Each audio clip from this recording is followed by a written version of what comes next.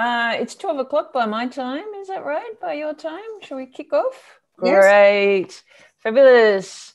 Good afternoon and welcome to Little Lunch Online today. A wonderful initiative of Feral Arts as part of their Arts Front project. My name is Liz Martin. I live and work on the land of the Gadigal people of the Eora Nation, and I'd like to pay my respects to elders past, present, and emerging. I am the Arts Development and Training Manager at Accessible Arts, which is the peak arts and disability organisation across New South Wales. We're always seeking to ensure artists, arts workers and audiences with disability have full access and participation within the diverse arts sector. I'm also a musician with disability, performing regularly. You can follow me on, no, I'm just not going to do that to you. But I'm super keen to see our art stages opened up and more people with disability on our performing arts stages. If you're not yet connected to Accessible Arts, connect with us. We're super small but fabulous team. Really keen to meet with you and know you. If you want to learn some stuff while we're all bunkering down, you can check out our disability awareness and equity workshops, which are now online, beaming into your house.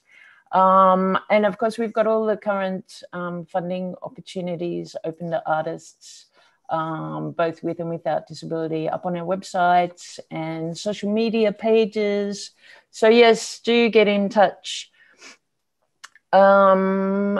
Remember today, if you would like to make a comment, and people are already getting into it, I see.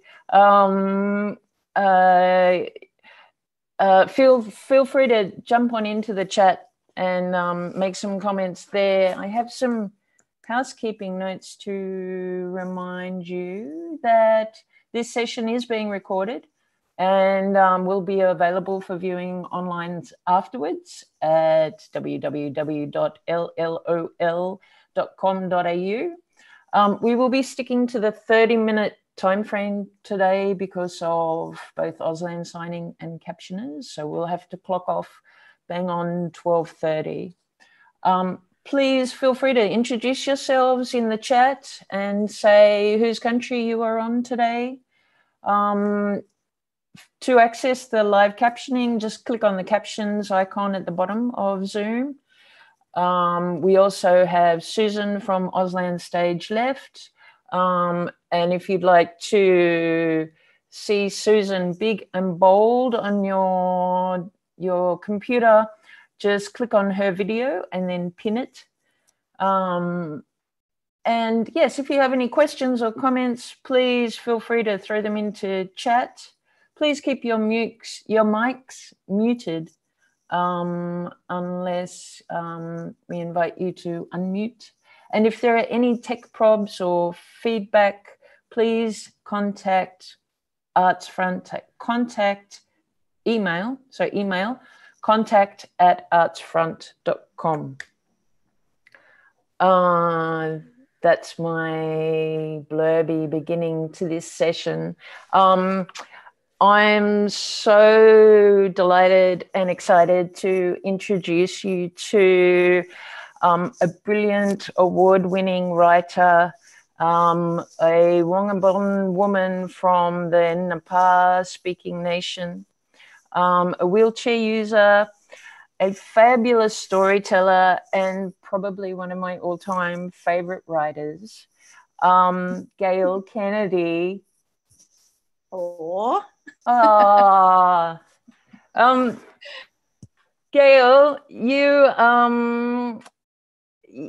I'm wondering how isolation time is for you, whether it's any different. We're friends on Facebook, and I always am under the impression that you spend a great deal of your time watching YouTube country music links and hanging out at home writing. Has your life changed much at the moment? Not at all. The only thing that's different is I can't go to the pub and listen to live bands. But no, it hasn't changed much. I mean, I did years and years of getting up every day and going to work at a certain time, and I hated every minute of it. So now I kind of live life my way, and it's sort of topsy-turvy. I tend to be trawling around at night and sleeping during the day, which suits me. But, like I kind of have the attitude of where I am is where I am, and I'm very adaptable. I think you'll find a lot of people with disabilities are very adaptable. We have to be. And a lot of us have grown up being on the outside, really, and living a lot in our heads. And you'll find there's probably a huge untapped market of really brilliant artists with disabilities, because really that's been the go-to for a lot of us, to be creative, to write, to paint, to act, to sing. I guess it's and a lot of us make our living that way. So it's, like I can do what I do anywhere at any time, which suits me really well, except when I have to get up and take myself off to a conference. But, Well, you may not have to do that in the new world, Gail. You might just be able to stream in. Yeah, I like this. Just sitting up and in bed and having a cup of tea and putting a computer in front of me. Yeah. So, but yeah, it hasn't really changed much for me. But I understand for a lot of people, it must be difficult staying at home when you're going at all. It's not really all that different for me. I love going out and doing all that social stuff, but I am so happy to spend time at home and on my own. And it's this really personal kind of, well, obviously personal, but intimate space, like to create and to connect. It feels very soul to me. It's a very intimate time. And I'm also used to spending heaps of time recovering from surgery and so on, and fairly isolated. So I know what you mean. Like, we are adjusters to this time. Many of us are. It's a very familiar time in a lot of ways. It is, yes, yeah. I mean, I tend, as I think I've said it, where I am is where I am, and it will pass. And life will go on. I think a lot of people are panicking, wondering if they're ever going to be free again.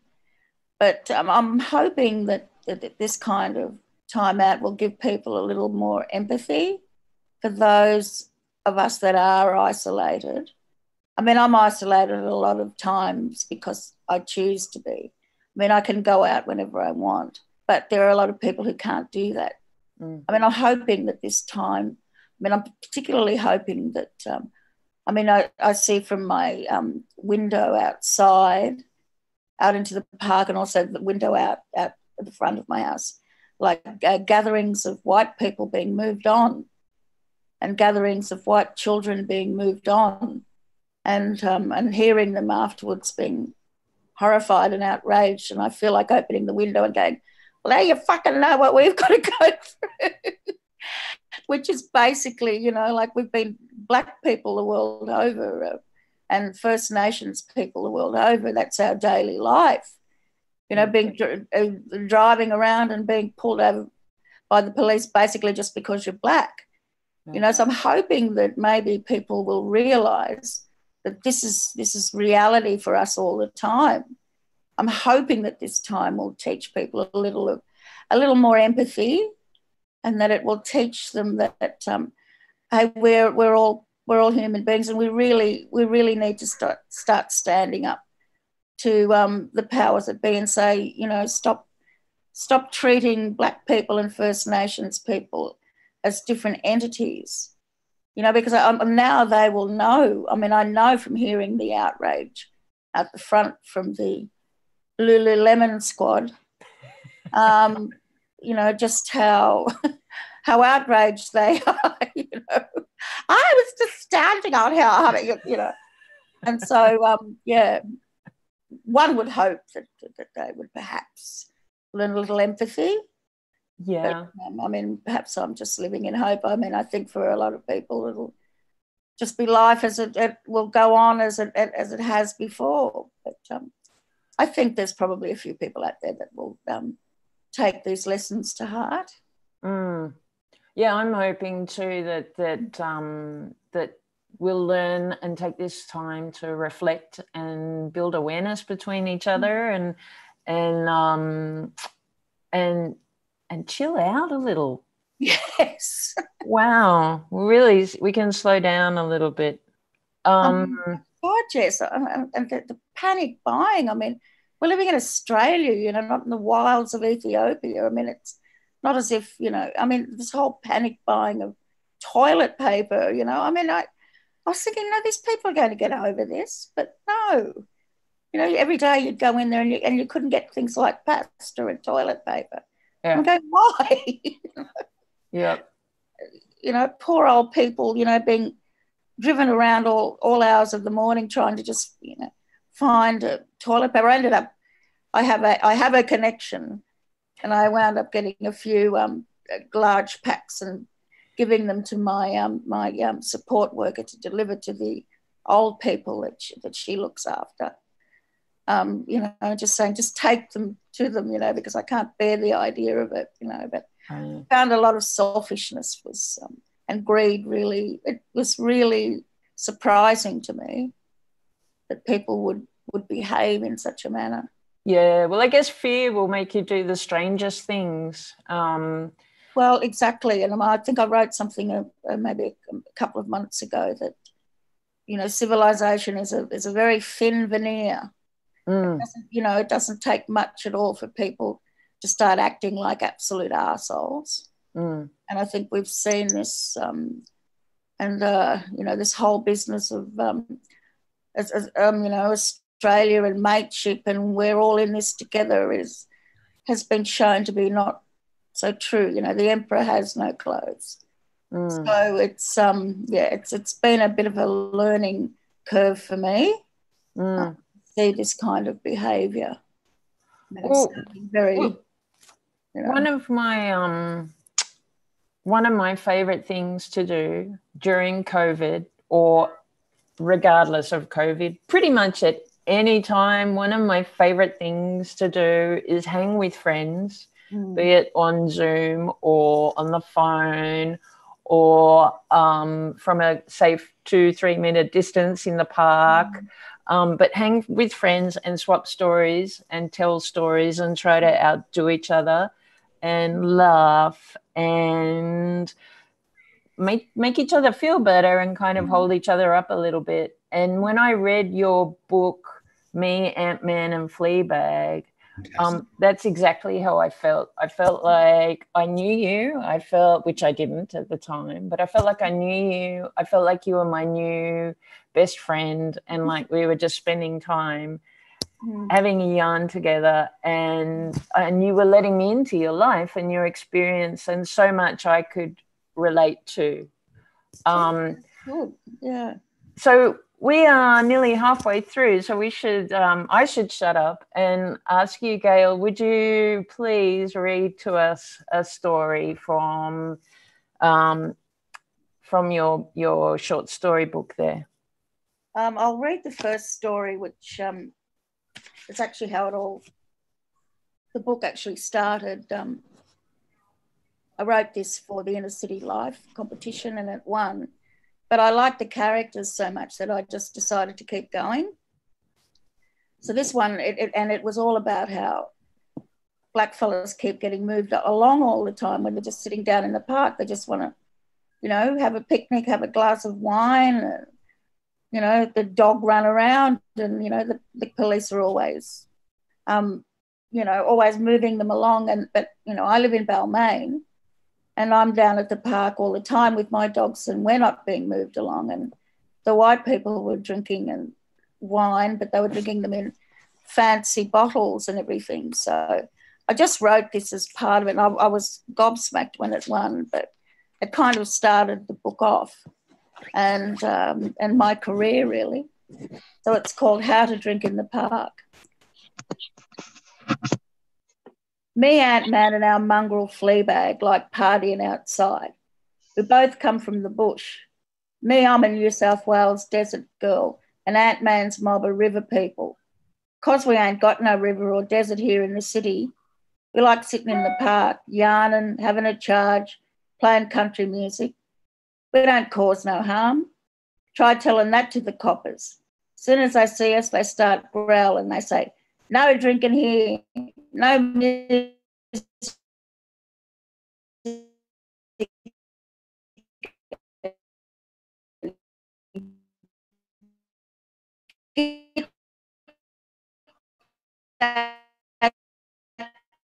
Dog registered, stuff like that. Then you get sick of it and stay home. Reckons we that's the wrong way. Reckons we give up too easy. Says white fellas ain't the enemy. Says they love drinking and partying outside too. Says they got it worked out so coppers don't bother them. He showed us how. First he shouts Fleabag, 12 months rego, and a new collar in the Koori colours. Too deadly. Then he says that dog has to have a bath. God, Fleabag bunged on. Had to drag him out from under the house. He carried on like we was murdering him. Wouldn't come near us for hours after. His guts got the better of him though, and he come in for a feed. He got over it. Smelt good too.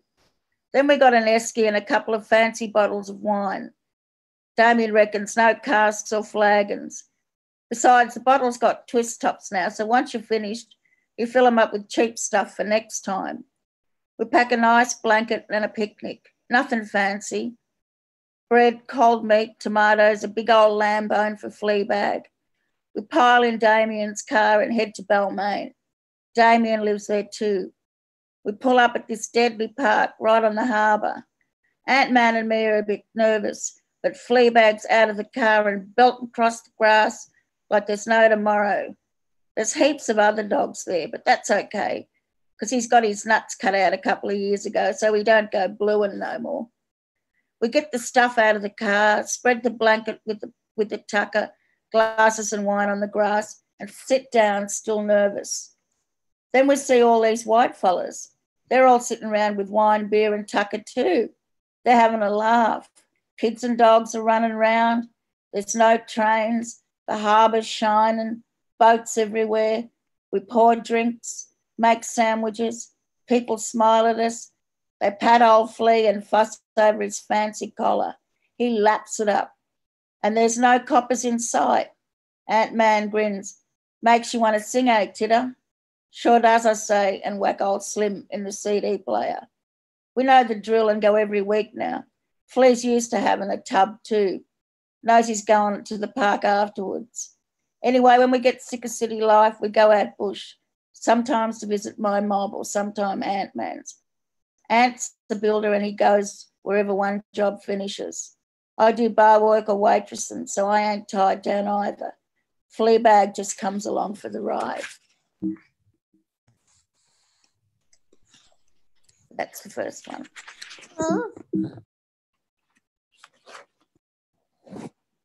Sorry, I had myself on mute and just started talking to you while I was on mute.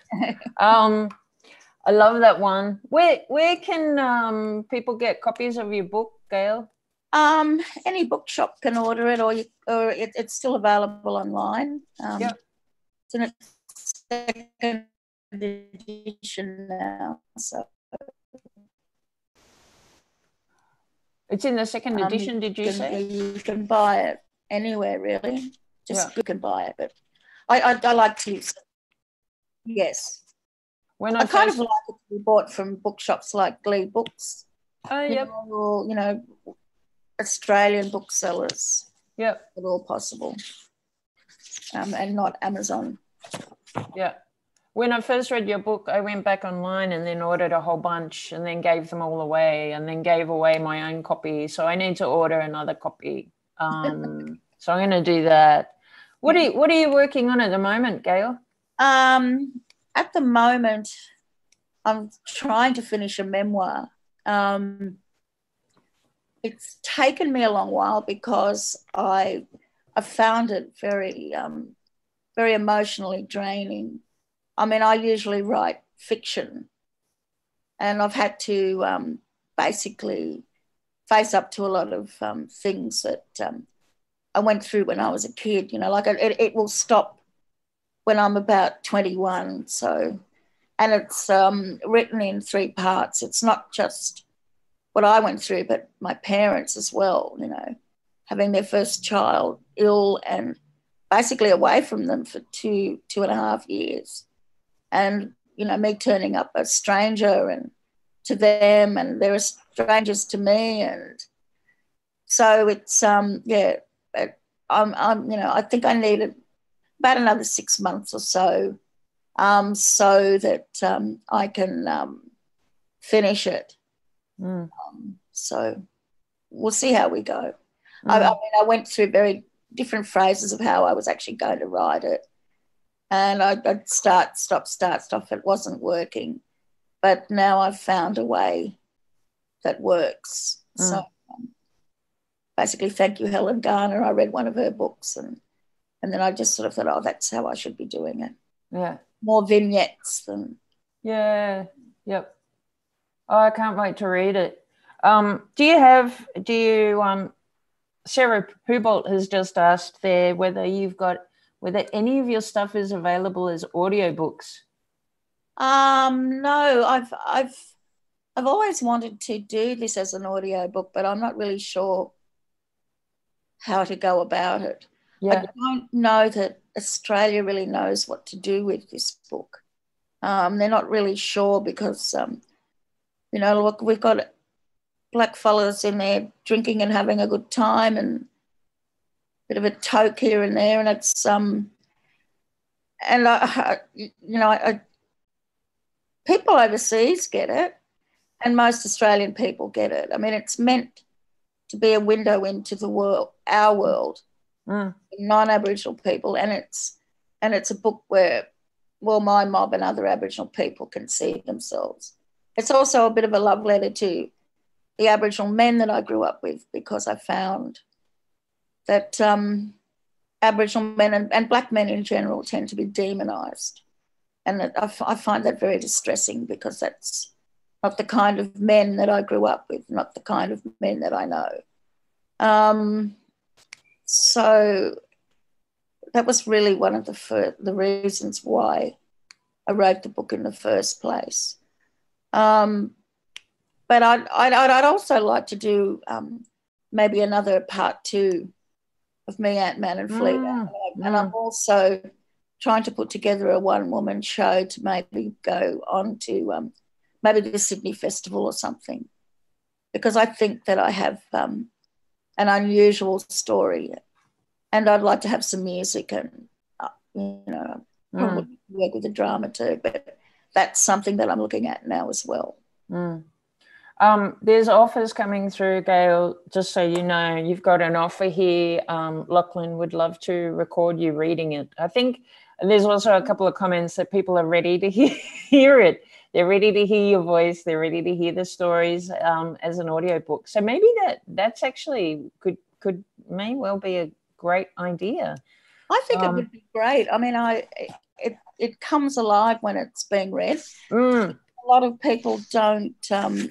I mean, it's written in the lingo and in a certain voice, and so an audiobook would be perfect. I mean, I could read another short one if you like. That would be great. We're at it's now 24 minutes past 12, and we will cut out at 12:30. But we'd love another short story, Gail. That would be fabulous. Okay, this one's called Ma and Dad's Big Trip. Me Ma and Dad went on the Indian Pacific and the Ghan up to Alice Springs. It was first class all the way. They had a fancy cabin and they ate all their meals in the flash dining room, all the way from home to Alice and back again. They was drinking top-shelf grog and there was a chef preparing 4-star tucker. Most of it looked like that, just like that food you see in them flash magazines or on one of them cooking shows on the telly. Anyway, after a couple of days, Ma got sick of eating all that fine food, hated all the sauces and hated the way they stacked everything up. She used to get wild when they put her meat on top of the chips. What stupid bastard come up with that idea? Don't they know it makes the chips soggy? She reckoned the tucker was so fancy you couldn't tell what the fuck he was eating half the time. Anyway, this day she'd had a gutful. So when the waiter comes up and asks them what they were having, oops, should have been better prepared for that. What they was having for lunch, Dad orders up fancy like a big man. Then the waiter turns to Ma and says, "And what would Madam like to eat today?" Ma looks up at him and says in her sweetest voice, "Well, you know, I wouldn't mind having something nice and simple, you know, like chops, tomato, and some lettuce." The waiter looks at Ma and says, "I'll see what I can do, Mrs. Harris. I can't promise anything, but I'm sure our chef would be only too happy to accommodate you." "I'm sorry to be a nuisance," Ma replies, "but I would appreciate it, love." So the waiter comes back with the tucker. He's got Dad's fancy feed of veal provençal with herb cream noodles and a warm side salad. And for Ma, he's got a rack of lamb, cherry tomatoes, and a handful of rocket. He bungs it down in front of her with a flourish. "There you go, Mrs. Harris. I think you'll enjoy this."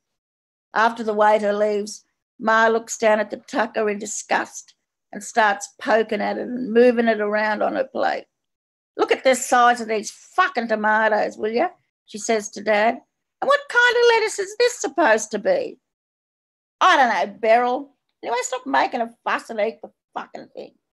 "I don't think I will," Ma reckons. "I mean, Roy, we paid a lot of money to come on this trip.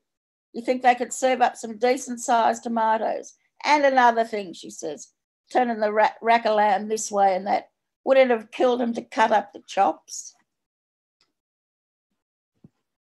And that's it. Thanks, Gail. So good to hear you reading. There's so many comments here. People want it as a they want you to read. They want you to record it. I think today, surprisingly, we're going to make it happen. Audio books pages. I think it would work really well. Yeah. Audio book.